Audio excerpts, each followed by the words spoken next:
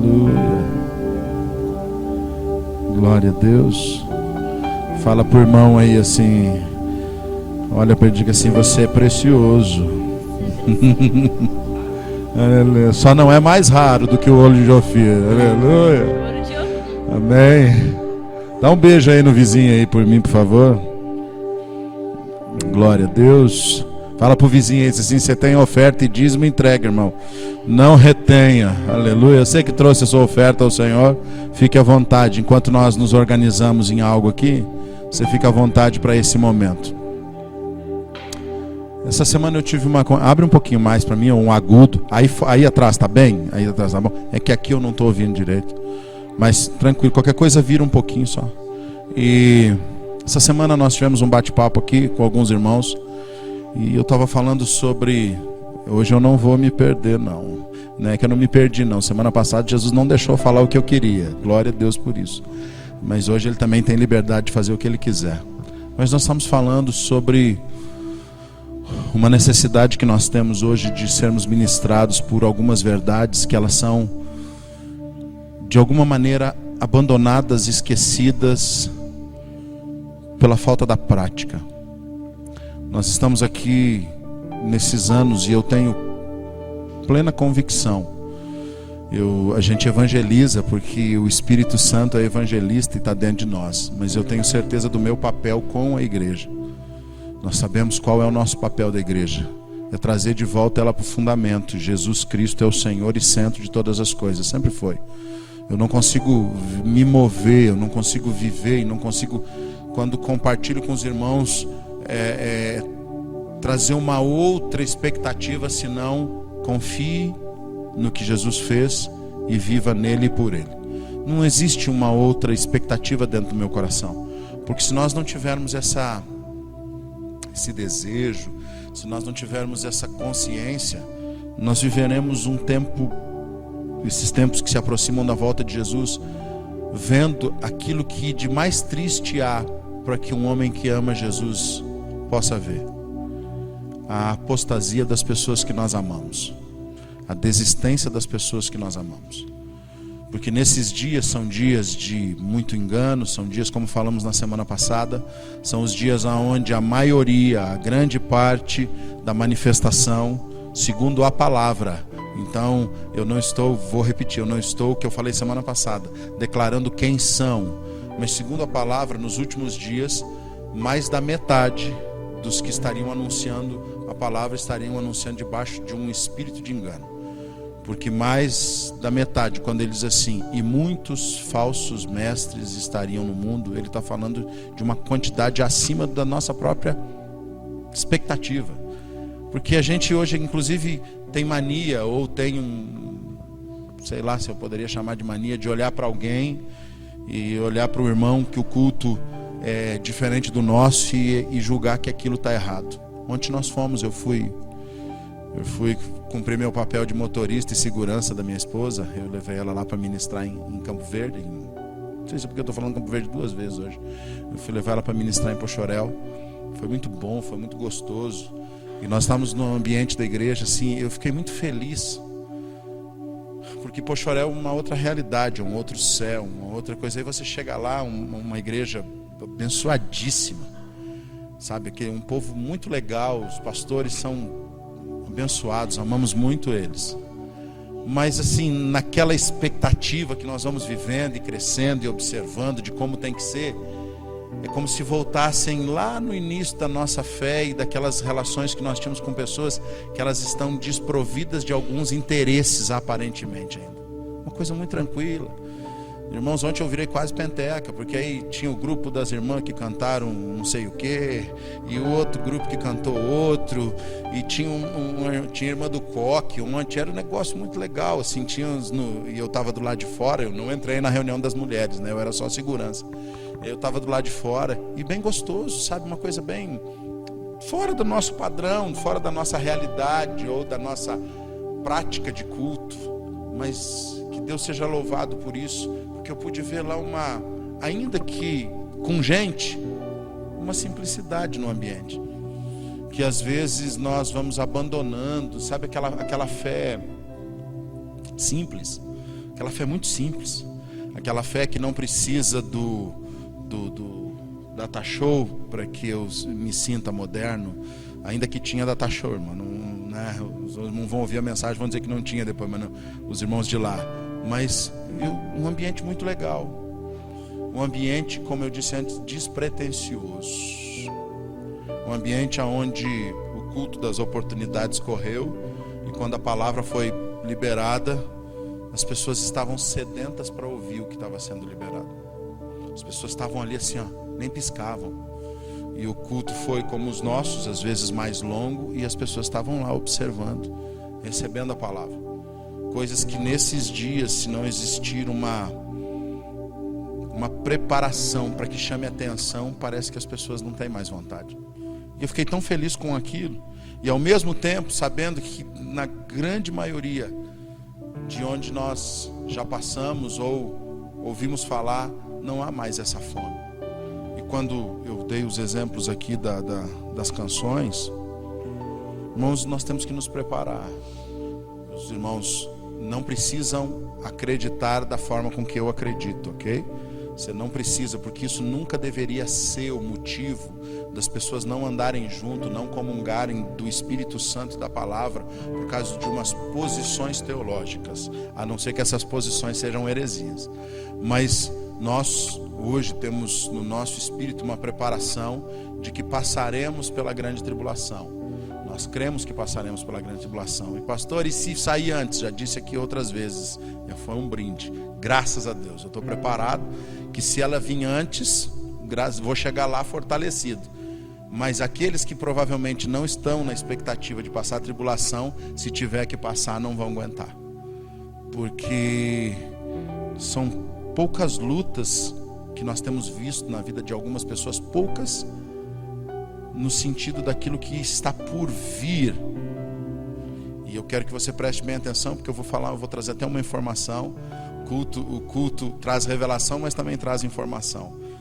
Porque se de repente você não tem essa preparação, quando a grande perseguição vier de fato, aquela lutinha que você passou no seu casamento, que você tinha vontade de matar seu marido, não vai se comparar, né? Aquele que quando você estava cozinhando lá, fazendo aquele feijãozinho, e aí você pensou, eu tenho, como é que é o nome daquele remédio de rato? Era rato, né?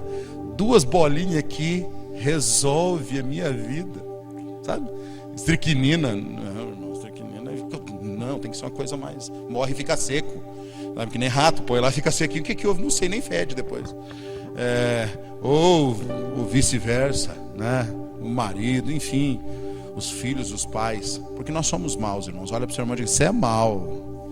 Diz assim: Jesus não deixa você se manifestar, mas você é mau. Fala aí, irmão. Aleluia. Não tem ninguém bom, não existe ninguém bom.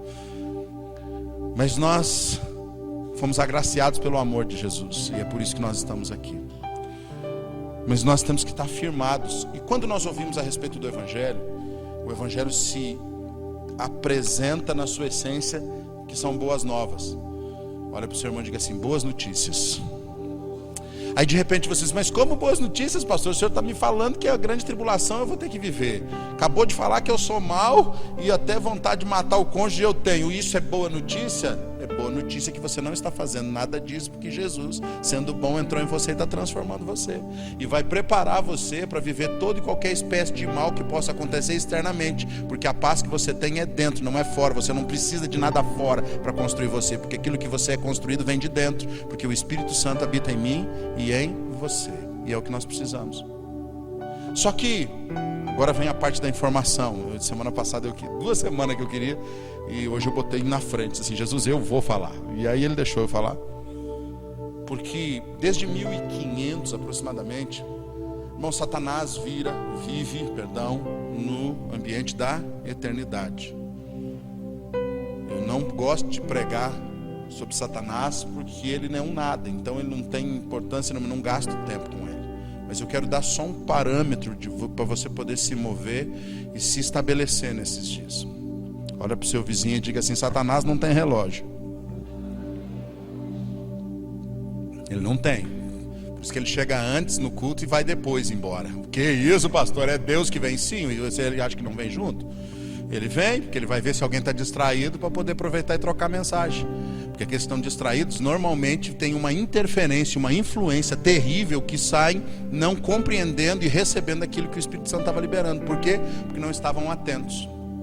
Então, nesse movimento de que ele não tem relógio, desde que ele foi vencido na cruz do Calvário, ele trabalha, ele se empenha para tentar levar com ele o maior número de pessoas que desistem de cumprir os princípios e a vontade de Deus. Ele se empenha para cumprir o seu chamado, o seu ministério. Satanás tem um ministério, e às vezes ele está funcionando muito melhor do que muitos de nós, que não estão dando a devida atenção ao que o Senhor nos chamou para fazer. Qual é o serviço de Satanás? Quem fala para mim aí? Viu? A gente sabe: matar, roubar e destruir.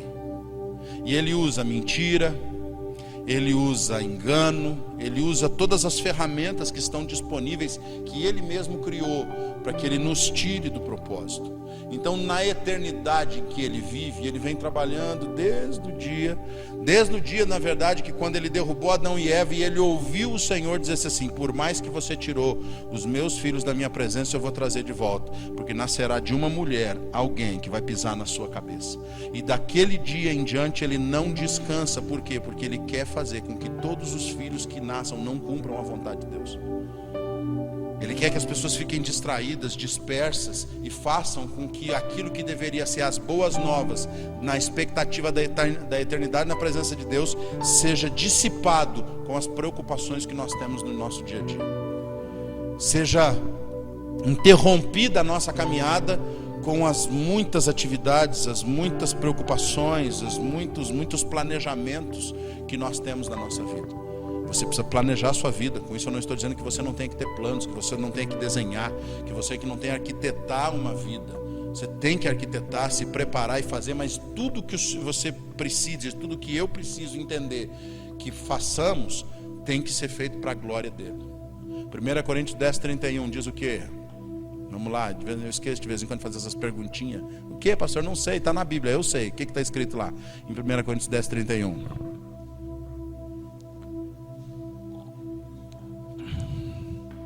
Está escrito algo que Paulo ensinou à igreja de Corinto, pastor. Tá bom, o que ele ensinou? O Gui não tem Bíblia hoje. Eu acho que se encostar essa porta, o ar vai funcionar melhor um pouquinho. 1 Coríntios 10:31. Portanto, quer comais, quer bebais, ou façais qualquer outra coisa, fazei tudo para a glória de Deus. Você, esposa, para quê? Mulheres, por favor, Dia Internacional das Mulheres. Você que já é esposa, você é esposa para quê? Aleluia. Ah, não, eu pensei que era para servir meu marido. Não, é para a glória de Deus. Você é marido, homem, vamos ver se pelo menos eu ouço a voz dos homens. Você é marido por quê? Põe a mão no homem do seu lado e diz assim: espírito de mudez, sai no nome de Jesus. Aleluia, obrigado. Agora fala aí, marido, você é marido para quê? Viu? A oração funciona, irmão. Tem que orar mais. Aleluia. Você é filho. Cadê os filhos aqui? Vocês são filhos para quê? Não é difícil viver para Jesus. Só que aí hoje nós vivemos num tempo onde eu sou casado, eu sou marido para ser realizado com a minha esposa. A minha esposa se casou comigo para se realizar comigo. Eu sou filho para que meu pai me deixe uma herança. Eu sou pai para que eu tenha uns filhos e dizer que Deus abençoou e multiplicou a minha herança. A gente tem um monte de desculpa, menos o entendimento correto das coisas. Eu sou um profissional liberal, sou um profissional na área que qualquer que seja. Eu sou um empresário, eu sou... O que você é? Você é para quê? Para a glória de Deus. Se nós entendermos o Evangelho como declaramos entender o Evangelho, toda a nossa vida não estará voltada em nós mesmos, estará totalmente centralizada na pessoa de Jesus Cristo, porque tudo é para Ele, porque dele, por Ele, para Ele são todas as coisas. E nós vemos estudando e vemos falando esses últimos 3 finais de semana no quê? Que nós nascemos com uma distorção no caráter, na essência, porque Satanás conseguiu plantar uma semente de joio dentro de nós, o pecado, a maldade. E nós correspondemos e respondemos a toda essa maldade diariamente dentro de nós. E se a mente não for transformada, renovada pela palavra, nós estaremos dando as respostas erradas para um mundo que espera que as respostas de Deus venham através das nossas vidas. Hoje, eu falei agora, há poucos dias atrás, assim, a gente trouxe essa pesquisa, o pastor Giovanni vai trazer de novo, eu não sei se ele vai trazer o mesmo número, mas 60% dos casais dentro da igreja estão se desfazendo hoje. 60%. Por quê? Porque a mentira do mundo foi trazida para dentro do ambiente dos homens e mulheres que deveriam ser santos, fazendo com que isso fosse a testificação ou a justificação do seu comportamento. Incompatibilidade de gênero, pecado exagerado. Por que Jesus entra dentro de nós? Para que Jesus entra dentro de nós? Para transformar a nossa natureza caída numa natureza renovada, a sua semelhança. Para que nos momentos de adversidade, os momentos de luta, os momentos de dor, esses momentos possam ver uma resposta de uma vida de Jesus em mim.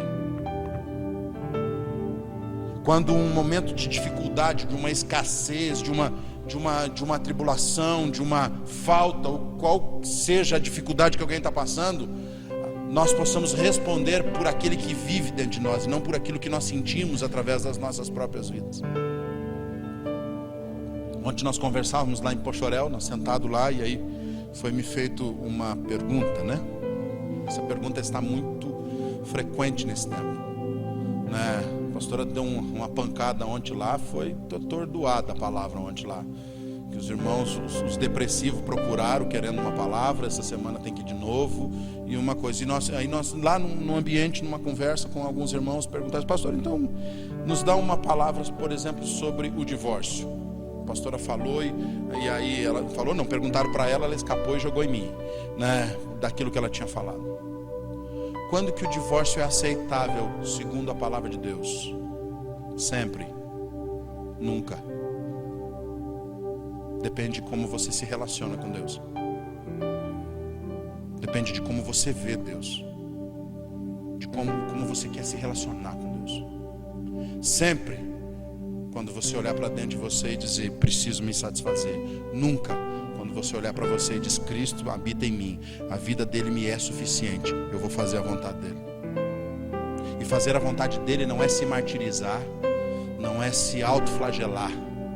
Porque se for para fazer isso, você não entendeu o que Cristo é ainda. Não adianta você trazer algo que faça você se martirizar ou se autoflagelar, dizendo que está fazendo a vontade de Deus.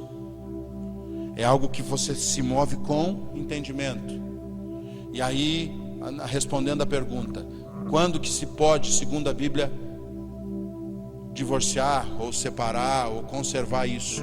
No sempre e no nunca. Quando eu ainda não estiver disposto a ter um coração rendido, submisso à vontade de Deus. Porque quem está rendido e que se entregou de fato para Jesus tem um coração transformado. E o coração transformado diz que ele não é mais endurecido. Tá, pastor, mas assim, e se der, e se tiver, não tem mais como, continue. Só que aí você precisa voltar numa condição que hoje não existe mais. Há 4 anos atrás, ou até 3, 4 anos atrás, e eu não entendo que isso foi um erro, não entendo e não estou justificando. Eu sempre fui uma pessoa que incentivei e continuo incentivando o casamento aos jovens. Se você tem um jovem perto de você, diga assim, você tem que casar. Fala aí. Não tem um solteiro perto de você, assim, você precisa casar. Olha todo mundo pro Carlos ali e fala assim, Carlos, você precisa casar. Aleluia. Ele é o próximo da minha lista. Amém. Olha pro Igor lá e diz assim, Igor, você precisa casar, Igor. Aleluia. As meninas não precisam casar ainda não, só os homens. Depois eles vão. O João Mateus precisa casar. O João Mateus, ele não está ali. João Mateus, você precisa casar e comprar uma passagem. Aleluia.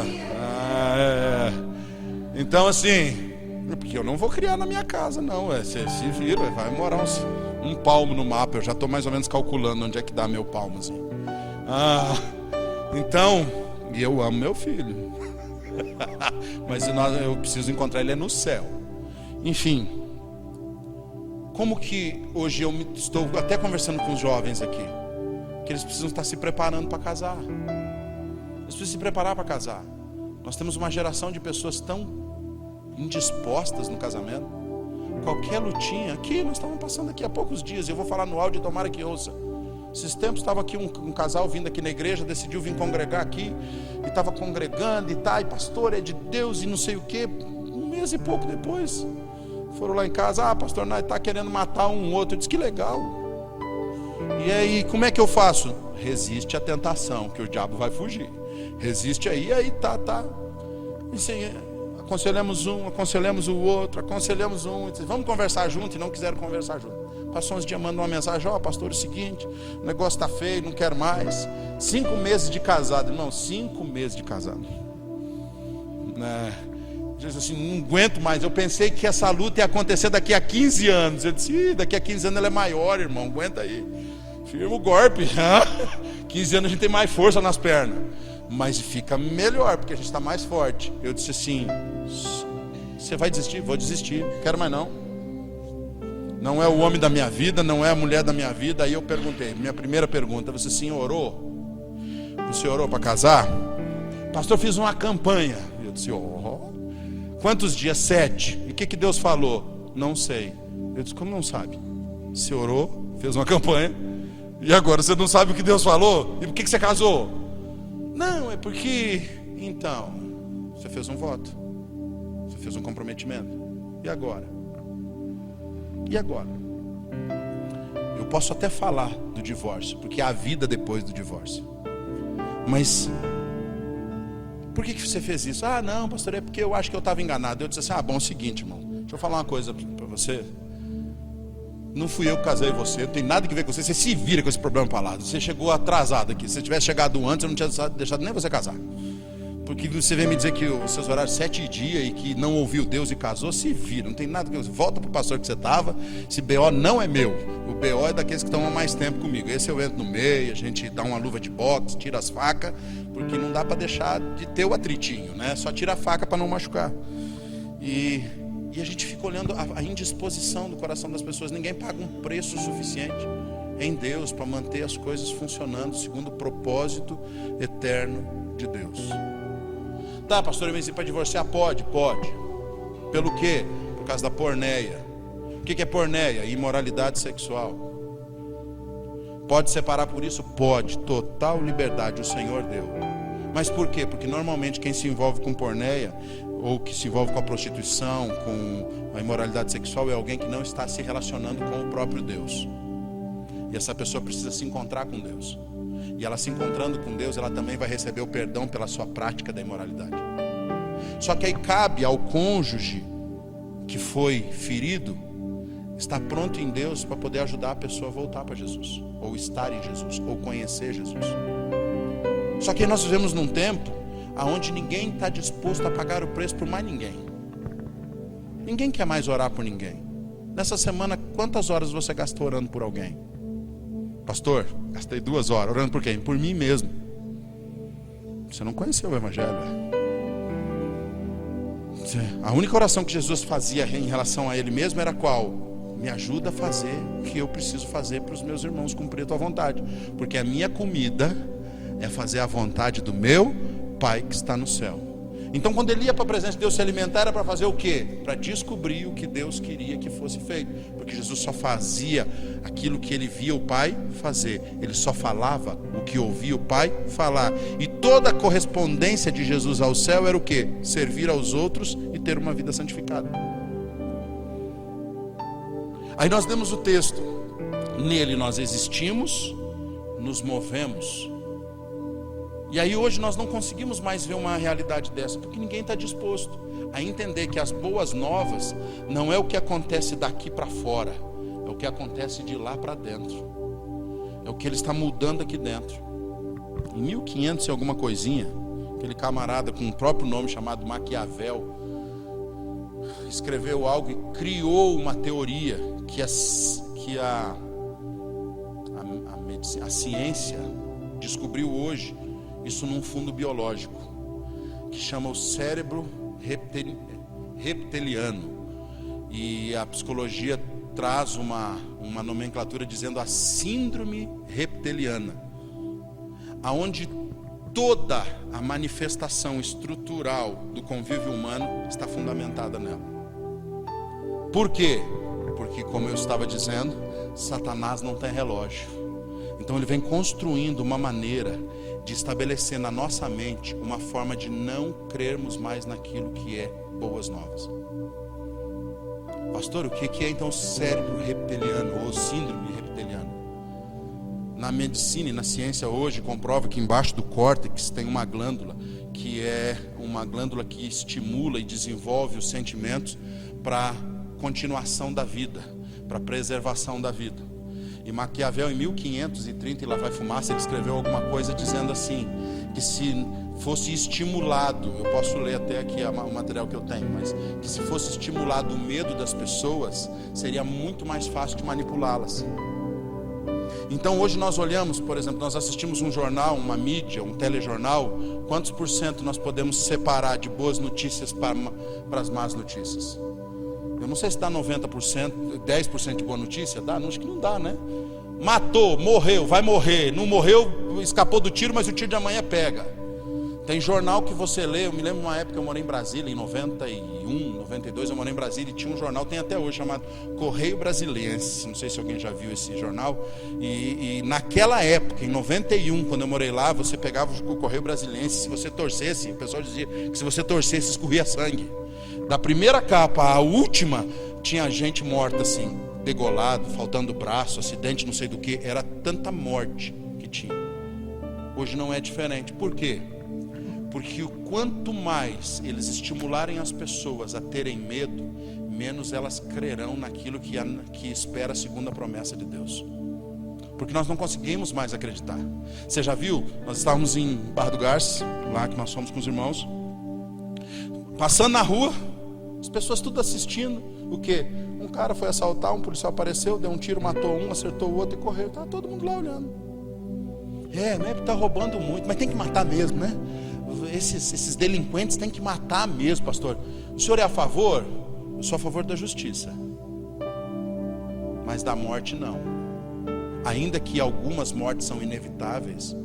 Agora, se aquela pessoa estava fazendo um mal, e claro que se estivesse fazendo um mal contra a minha família, eu tivesse como livrar a minha família, e que se para isso fosse preciso usar algum tipo de força até que chegasse a morte, eu não mediria esforços.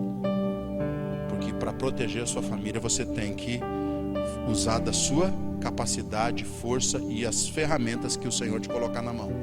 E se preciso for alguém partir, que parta eles. Mas olhando com um cenário de entender o que Deus deseja para a humanidade, nós temos uma tristeza no céu, porque a Bíblia diz que o Senhor não tem prazer na morte do ímpio. Só que nós estamos tão condicionados a más notícias que é muito mais fácil a entender e dizer assim, não, pastor, tem que eliminar mesmo. O Brasil está nessa coisa ruim, o Brasil tem só bandido. E o Brasil tem só bandido por quê? Porque os santos que deveriam estar manifestando as verdades e praticar as verdades estão negociando com o mundo hoje. Nós vemos isso constantemente.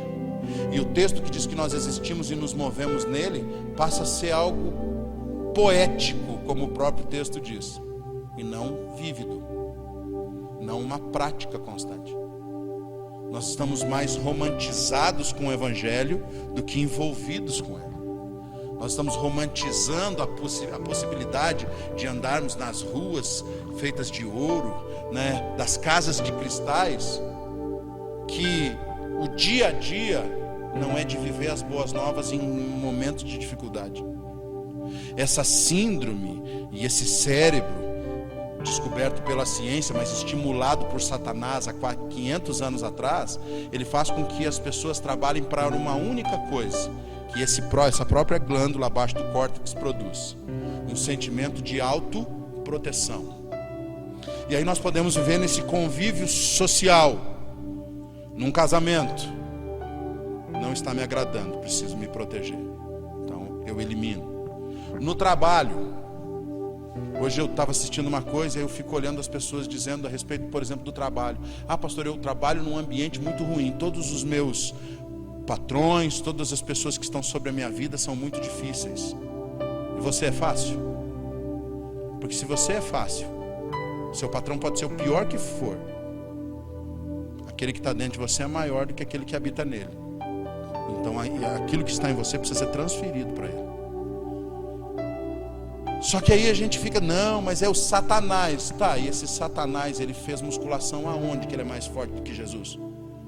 Que você não consegue, através de uma vida de comprometimento e prática da palavra, trazer uma glória do Senhor àquele ambiente. Não, pastor, mas as pessoas me rejeitam porque eu sou crente. Não. Fazem anos que eu não vejo uma pessoa ser rejeitada num ambiente de trabalho ou de escola porque é crente. É porque é chato, incompetente, imprestável. Que isso, pastor? É essa pessoa. Porque se fosse bom funcionário, se fosse submisso ao princípio da autoridade, ela estaria fazendo com que o seu patrão crescesse e ela visse essa pessoa como alguém indispensável no seu ambiente. Aconteceu com todos os homens da Bíblia que governaram em algum momento da história. Aconteceu com Daniel, aconteceu com José. Eles eram presos, escorraçados e eles eram tentados até ser assassinados. Mas eles tinham algo dentro deles que todos precisavam. E nós vivemos num ambiente onde a graça nos capacita muito mais do que naquele tempo. E nós temos pessoas que estão rejeitando o tratamento de Deus para poderem ser e demonstrar e manifestar aquilo que eles têm que ser. Porque o sentimento de autopreservação está dominando e governando as decisões da maioria das pessoas. Como assim, pastor? Se você entrar, eu gostei desse exemplo, achei muito providencial esse exemplo. Se você entrar num jardim, numa estufa de flores, e você, quem gosta de flor, eu não gosto de flor, mas se você entrar num ambiente com muitas flores e você começar a admirar aquelas flores, lá você vê uma rosa, uma orquídea, um copo de leite, sei lá, não sei o nome um cravo de defunto. Ela tem aquele monte de flor assim, aí você acha muito lindo aquilo, e alguém grita lá, eu vi uma cobra aí. Quem que continuaria observando as flores? Nenhum de nós. Porque nós temos esse instinto de quê? De autoproteção. E nós começamos a observar muito mais uma notícia ruim, um sentimento de ser ferido, do que admirar as coisas boas que estão na nossa volta. Só que a proposta do Evangelho é de nós abolirmos a autopreservação, é de nós desistirmos da autopreservação. Jesus disse assim: aquele que quiser salvar a sua vida, perdê-la-á. Aquele que quiser vir após mim, precisa o quê? Fala pro vizinho aí que ele não sabe o que é isso. Assim, você precisa negar a si mesmo, irmão. Aleluia. Olha nos olhos do seu irmão e diga assim: para de se proteger, para de procurar cobra. Aí, ó. Aleluia. Nós não fazemos isso. Nós nos protegemos no ambiente da casa. Isso eu não estou dizendo que você não tenha que proteger e guardar das investidas do maligno. Eu estou dizendo que você tem que desistir de você mesmo, para que tudo aquilo que a palavra fala a respeito da igreja se cumpra na minha e na sua vida. Homens e mulheres que não amaram a própria vida. Homens e mulheres que firmaram seus olhos na promessa de Deus e gastaram as suas vidas para que isso acontecesse. Eu comecei a falar dos jovens e não terminei. Hoje a gente fala assim, quando vai falar para o jovem, né, se nós formos usar o conselho de Paulo, nós vamos encontrar nenhum jovem hoje mais que possa ser enquadrado na direção de Paulo para o casamento. Vou diminuir. Vamos encontrar 2%, que vai que você está aqui e tem essa disposição. Porque um jovem, Paulo disse assim, um jovem crente, ele tem uma vida de dedicação 100% ao Senhor. Você que tem um jovem perto de você, pergunta para ele assim: você dedica 100% da sua vida ao Senhor? Tem um solteirinho aí perto, pergunta aí. Porque o conselho de Paulo é para que os jovens tenham uma vida de dedicação exclusiva. Nos dias de hoje, como nos dias de Paulo, fazendo faculdade, mas com dedicação exclusiva, trabalhando com dedicação exclusiva, vivendo a sua vida com dedicação exclusiva, 100% para o Senhor. Se vivo para o Senhor, se morro para o Senhor, se ganho para o Senhor, se perco para o Senhor, 100%. Para que aqueles que não aguentam ficar sem casar, quando casarem, dedicarão o quê? 50% ao Senhor e 50% à família. Para os casados, quem está gastando 50% da sua vida para o Senhor aí? Responde não, irmão. Porque nós recebemos o Evangelho. E nós, quando nós casamos, pelo menos quando eu casei, eu não era crente. Mas e hoje? Quanto tempo você gasta da sua vida para o Senhor? Porque você casou porque não podia ficar solteiro, né? Você não aguentava, meio desesperadão, meio traumatizado, aí você para. Quem o senhor está dizendo, pastor, que os irmãos não precisam mais casar? Não, eu acho que tem que casar, é uma ordenança do Senhor. Não é bom que o homem viva só. Lá em casa os meus galinhos já estão começando a criar pena e nós já está bicando, irmão. As esporas estão crescendo e a gente já dá um assim, olha, está chegando os dias, só pode ter um galo em cada terreiro, né? Porque é natural e eu também não posso cortar as esporas deles, né? Eu tenho que afiar para eles ir para outro terreiro, porque se cortar não adianta, aí eu estrago os galinhos que eu estou fazendo. Mas também vai chegar um tempo que não tem como, porque senão nós vamos estar lá meio bicando para disputar o espaço do terreiro, né? Só que nós precisamos entender o para que nós somos chamados. Nós estamos entrando num tempo, ou nós vivemos o tempo de grandes coisas de Deus. Só que essas grandes coisas para Deus, nesse grande avivamento que todo mundo profetiza e tem uma expectativa, só são para aquela parte que a iniquidade não continuou governando a sua vida. Porque nós vemos falando de iniquidade. Quem lembra o que é iniquidade? Iniquidade é a satisfação de um desejo descontrolado que surge de dentro de nós para ser satisfeito. Isso é iniquidade. A gente pode usar os termos que outros profetas já ensinaram. Uma árvore que nasce dentro da gente, que foi atrapalhada a sua natureza, ela torceu e já não é mais reta. Ou uma semente maligna que governa a vida daqueles que não temem a Deus. Não.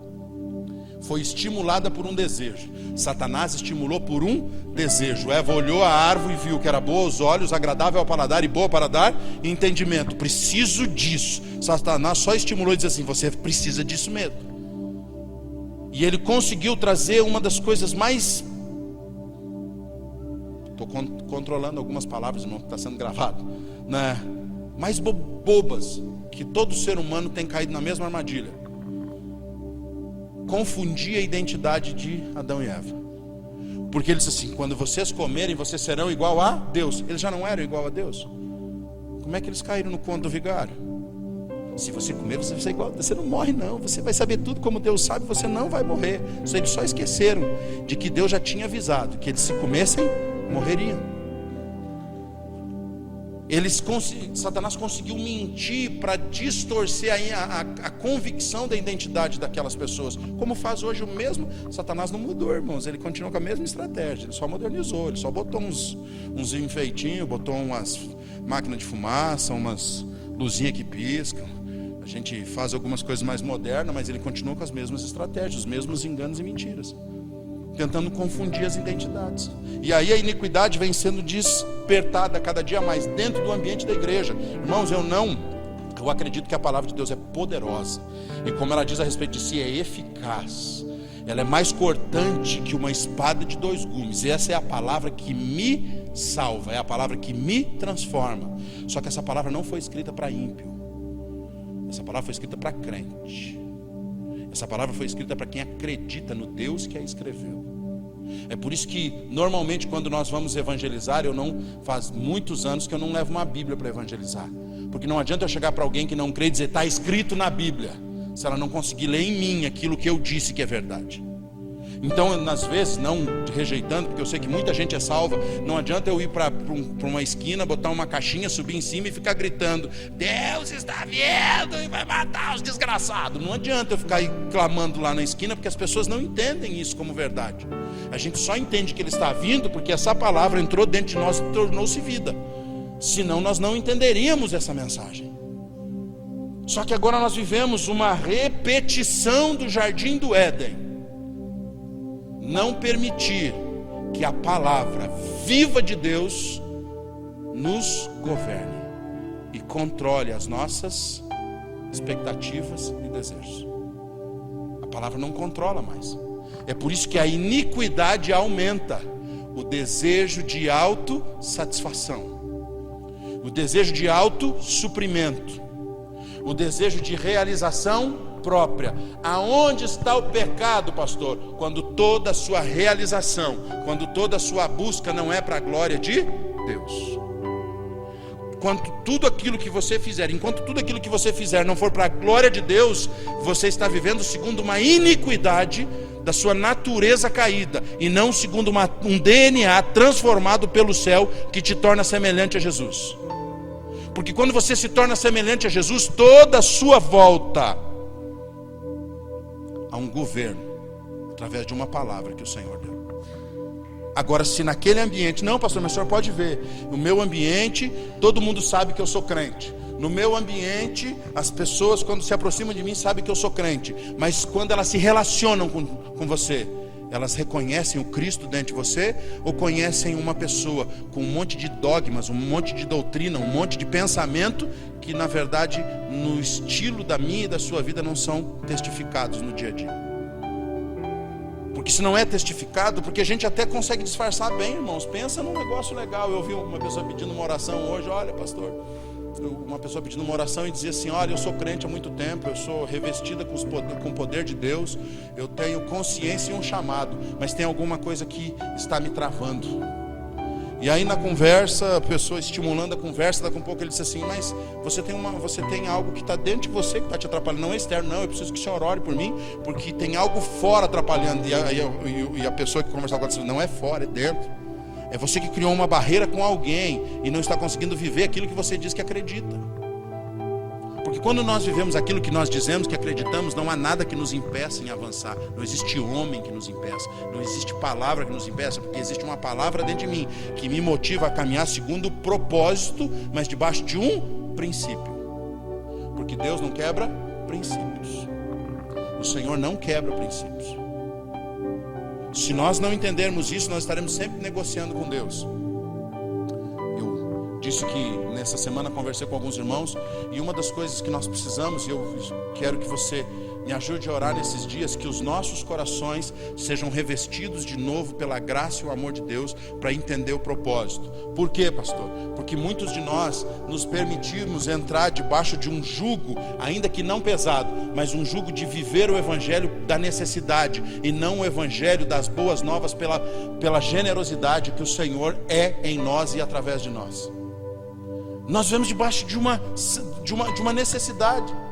E Paulo, quando fala em 2 Coríntios capítulo 9, ele diz assim: olha, aquilo que você vai fazer para Deus, aquilo que você vai se relacionar com Deus, não pode ser nem por constrangimento e nem por necessidade.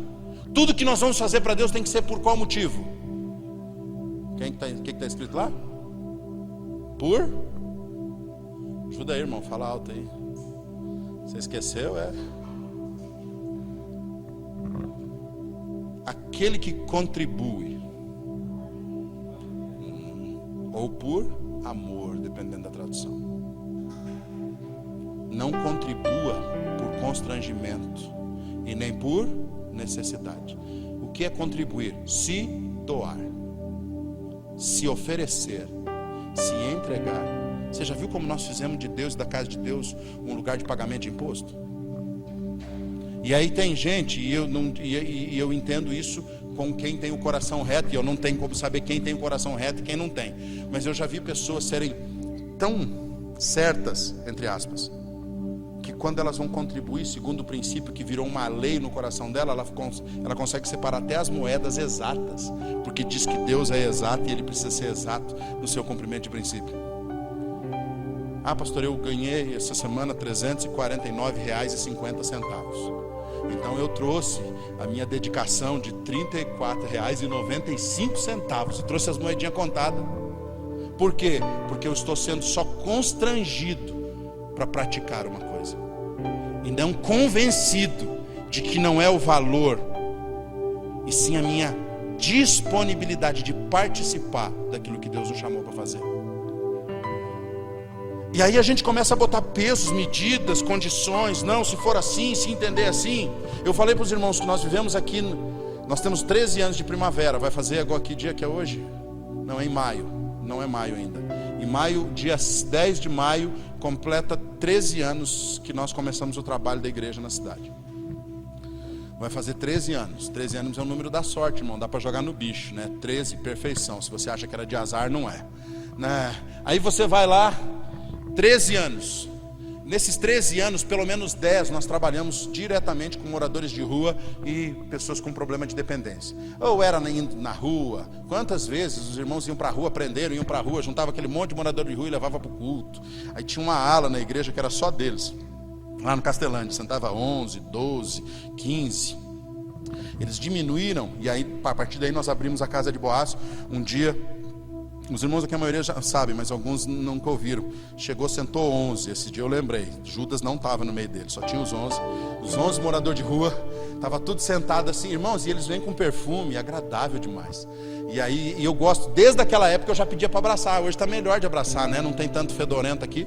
Mas aí os irmãos iam abraçar e orava, aquela melação toda com os moradores de rua. E aí sentou um casal que tinha sido indicado para congregar lá na igreja. Tinha sido indicado para ir para lá. E aí eles sentaram na fila de trás dos moradores de rua. E aí a irmãzinha começou: que fedor nesse lugar. Falou 3 vezes: que fedor nesse lugar. Aí olhou para o marido: você não está sentindo esse fedor? Aí eles: é fedorento. Aí o Zé da Viola, né, Tatal? Zé da Viola, morreu depois, levantou assim: eu que estou fedendo. Eu que estou fedendo, eu cheiro assim. Deixa eu falar para você uma coisa: essa igreja é para gente que nem eu, não para gente que nem você. É gente que...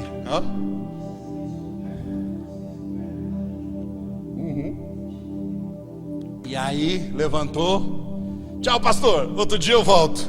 Ele só foi um profeta naquele lugar. Morreu 2 meses depois. Aquelas pessoas também nunca mais voltaram na igreja. Mas por quê? Porque elas não entendiam. Algumas não entendiam e não entendem até hoje por quê.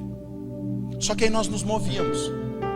E era uma época que nós juntávamos moeda. Hoje também a gente junta moeda, continua juntando.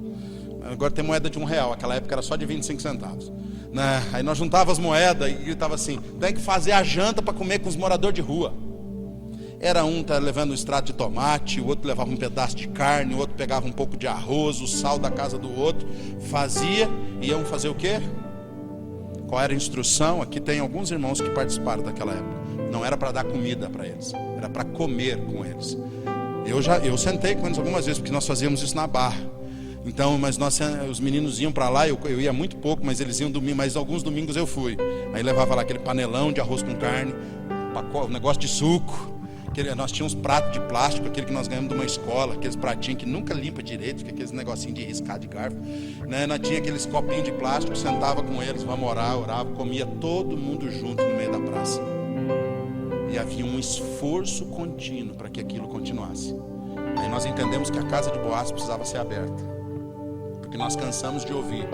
Quando eu ouvi a 3ª vez dizendo assim: pastor, o melhor ambiente que eu vivo é quando eu venho para o culto. Quando nós ouvimos a 3ª vez, nós paramos de pegar. Só que a maior tristeza é quando eu saio daqui, porque o que me espera lá fora é um papelão e um corote de cachaça, para mim não sentir fome nem frio. E eu disse: então não adianta trazer para a igreja. Aí nós trabalhamos até abrir a casa de Boaz. Quantas vezes, quando a casa de Boaz era a 21 quilômetros daqui, que quem aqui tem experiência com tombo lá? O Luan, o Tatal, o Rodolfo, todo mundo tem uma experiência de um tombo que foi na casa de Boaz de moto, né? Que os irmãos iam, Tatal ligava de lá: pastor, acabou o óleo. Botava no grupo da igreja: acabou o óleo. 21 quilômetros, nós gastava R$10 de combustível. Saía alguém com 1 litro de óleo para entregar lá. 1 litro de óleo porque faltou para o almoço. Pastor, acabou. Porque os primeiros anos, irmão, foi tenso o negócio. Continuou tenso até o final, mas nós não ganhávamos nada de ninguém, como nunca ganhamos dinheiro. Mas depois veio os irmãos que eram uns crentes que tinham no Paranaense, trazia toda semana umas caixonas de pão, uns outros traziam caixa de fruta. Aí começamos a ganhar carne de bicho. E aí foi ficando bom o negócio lá. E, né, a média de engordar de um irmão da casa de Boaz era quanto? Era 8 quilos por, né? Que era o confinamento, né? 8 quilos por mês, de 8 a 10 quilos por mês. O irmãozinho chegava a tilanga, né? E ficava bonitinho, né? Só que aí eles só pegavam o kit de recaída. Muitos pegaram o kit de recaída. Pegavam um corinho, uma sacola de roupa, né? E voltava para aquele ambiente. E nós não tínhamos problema. E não temos problema com isso. Só que nós gritávamos: irmãos, precisa. E todo mundo saía correndo. Saía do serviço. Quantos irmãos saíram do serviço? Irmãos, eu já chorei. E choro até hoje quando eu vejo. Há poucos dias atrás aconteceu isso, uns 2 meses atrás aconteceu isso, e eu novamente me emocionei. A pastora estava ajudando uma família, lembra que ela botou no grupo lá, que as meninas saíram do lar, agora em dezembro, que eles vieram no culto aqui, no Natal e coisa. Nós precisamos ajudar. E eu vi alguns saquinhos lá em casa de mercado de arroz, sacolinha de arroz. De repente você pode pensar assim: pô, mas que irmão miserável levar um saquinho de arroz de mercado. Não, porque eu sei que muitos que levam e participam, aqueles que estão dividindo, que estão na casa. Não é uma miserabilidade de dividir para poder comprar de novo. Hoje eu só tenho isso e eu não vou deixar de ser participante. Eu dividi o que eu tinha em casa e trouxe para poder dividir. E nós aprendemos a repartir com isso. Mas nós nos submetemos à mensagem da necessidade.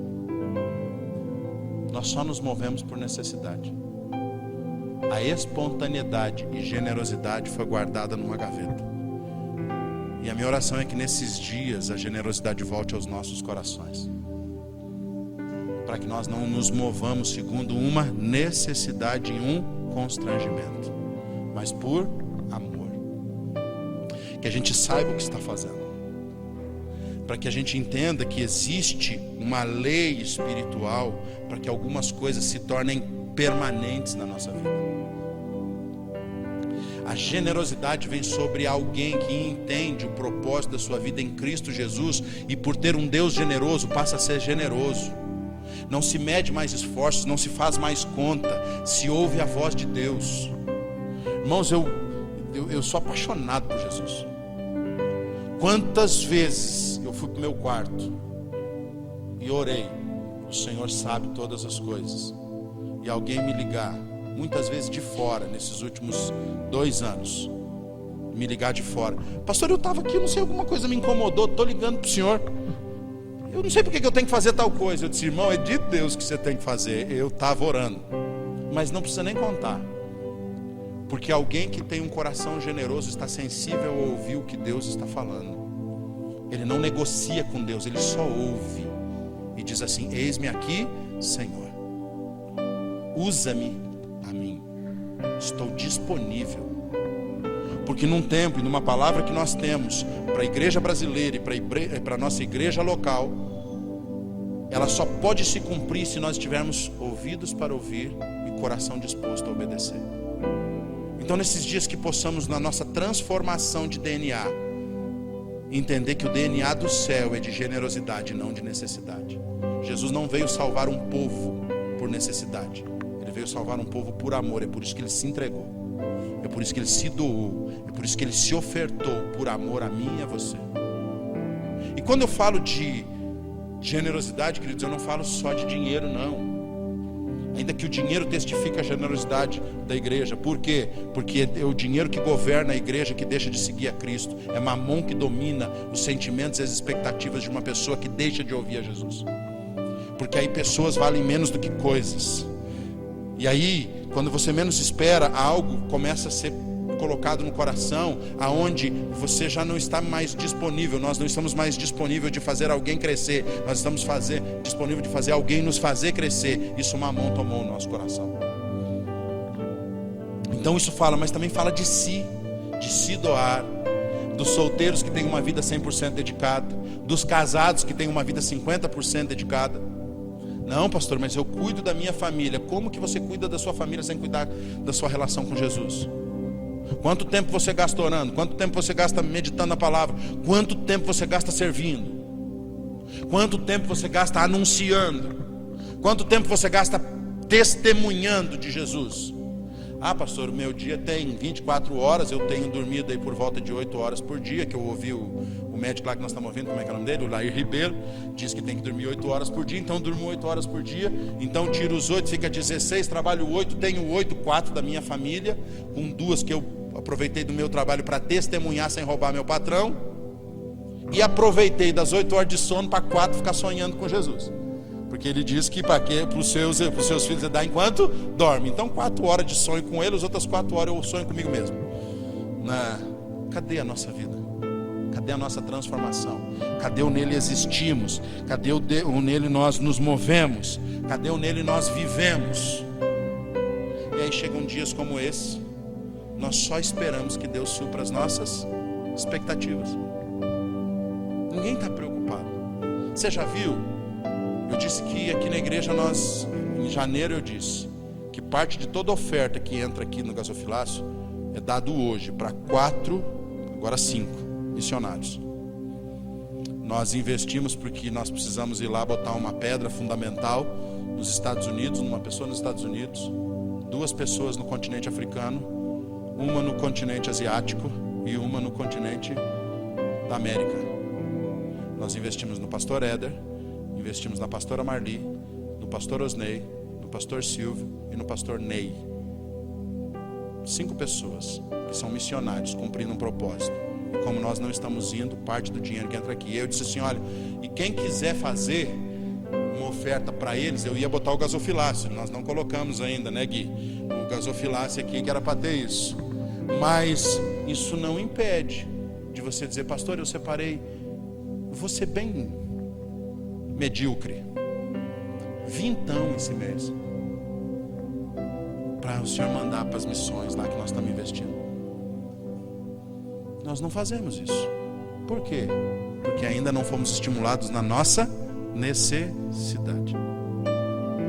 Porque a necessidade era boa, porque justificava pela casa de Boaz enquanto estava funcionando.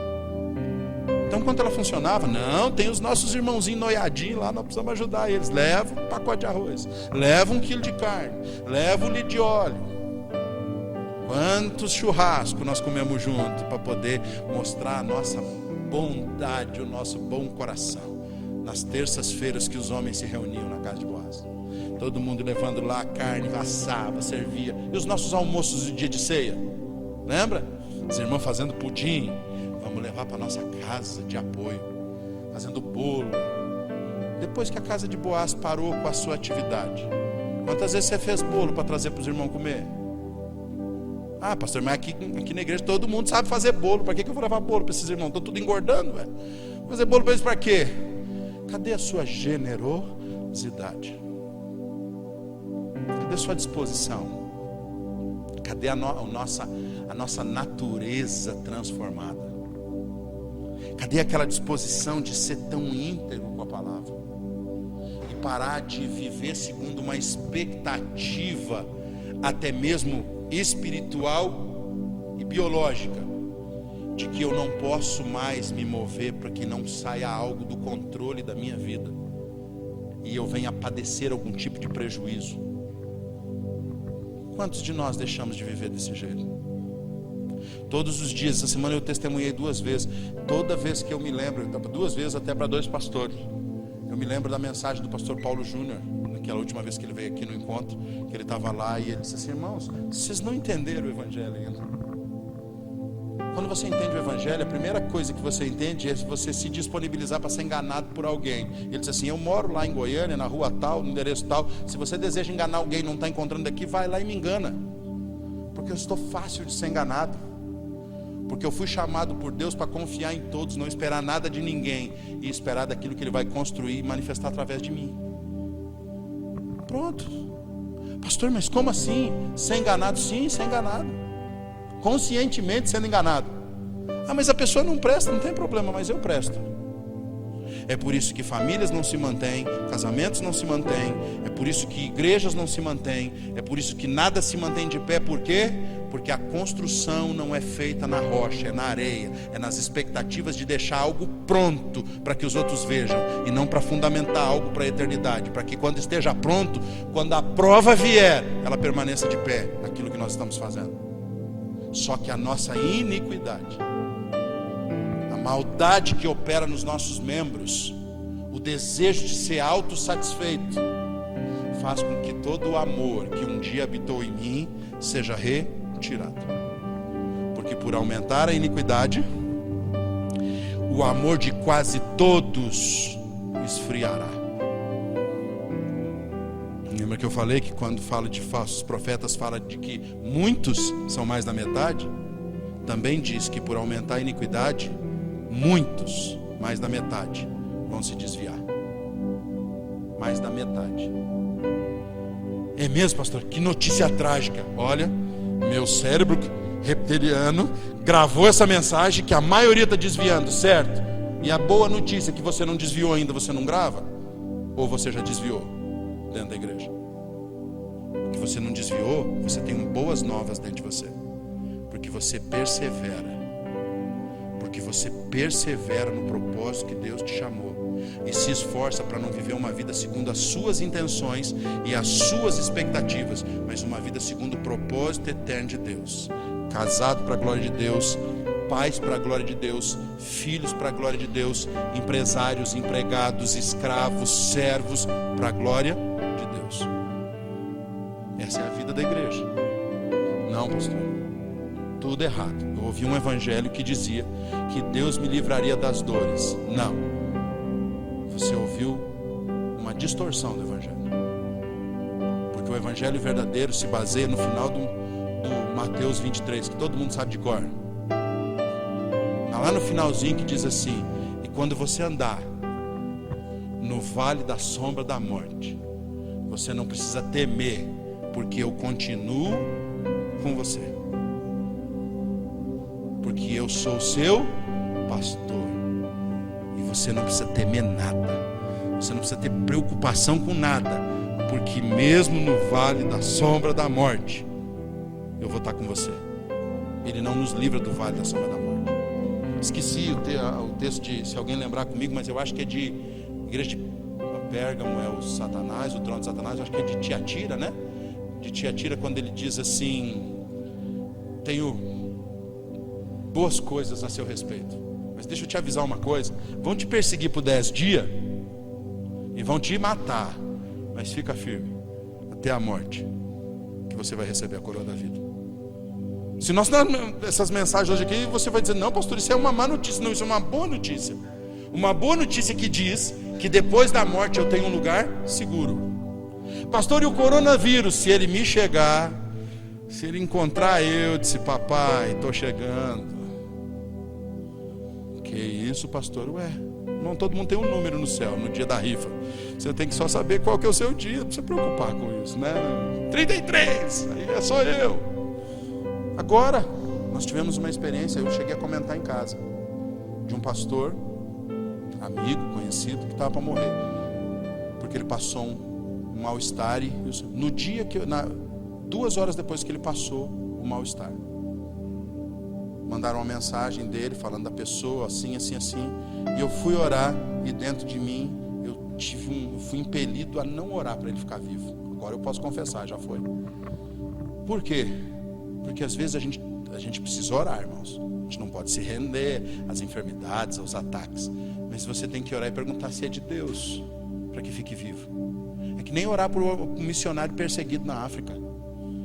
Pastor, lá no Oriente Médio pegaram 10, vão matar ao fio da espada. Glória a Deus que não doa na hora de cortar, porque eles foram para isso. Para que a gente vai orar para ficar vivo? Todos os discípulos de Jesus que morreram martirizados diziam assim: te procurei, como Pedro disse, a vida toda, ó morte.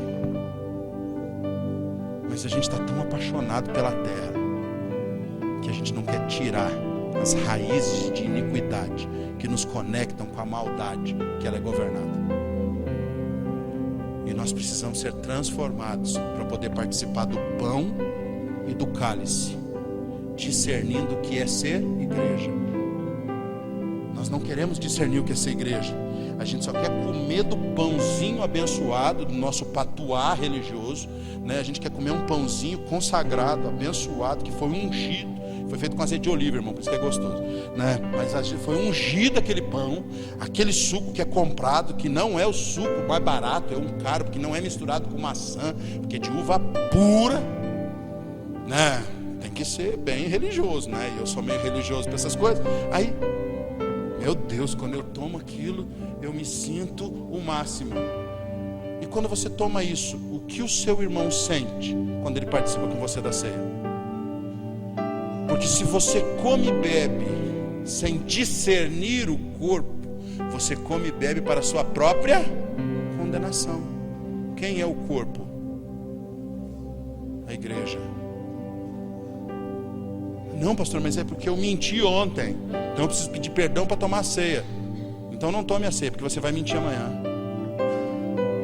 Ou nós vamos ter que comprar galões de suco de uva e contratar um padeiro particular para andar do lado de você o tempo todo, porque aí você só lembra que não pode pecar quando está tomando a ceia. Um galãozão lá, porque eu estou tomando a ceia, porque quando eu tomo a ceia eu não peco. Aí a gente pede perdão, participa e amanhã peca de novo. Não, nós participamos porque sabemos que o sangue de Jesus nos purifica de todo pecado. Quando ouvimos a mensagem que é luz e nos colocamos debaixo dessa luz e temos comunhão uns com os outros, e somos purificados constantemente, porque a nossa vida está sendo transformada diariamente pela manifestação viva da palavra, pelo auxílio do Espírito Santo e pela vida da igreja que me conecta com o propósito eterno. Se eu não me conecto com as necessidades, não me conecto com a natureza, não me conecto com a essência de ser corpo de Cristo, eu só estou cultivando uma religião que me faz tão bem de dizer que eu sou um evangélico e porque eu sou um evangélico eu vou para o céu. Evangélico não vai para o céu, irmão. Católico não vai para o céu. Espírita não vai para o céu. Você já ouviu isso um monte de vezes? Só vai para o céu quem foi lavado e remido pelo sangue do Cordeiro, aonde ele estiver. E nós temos que deixar de julgar os outros pela sua forma de culto e cultuar da forma correta, para que aqueles outros que estão cultuando errado possam ver em nós uma forma correta de culto, de comunhão, de vida, de natureza, para que eles sejam atraídos à glória de Deus.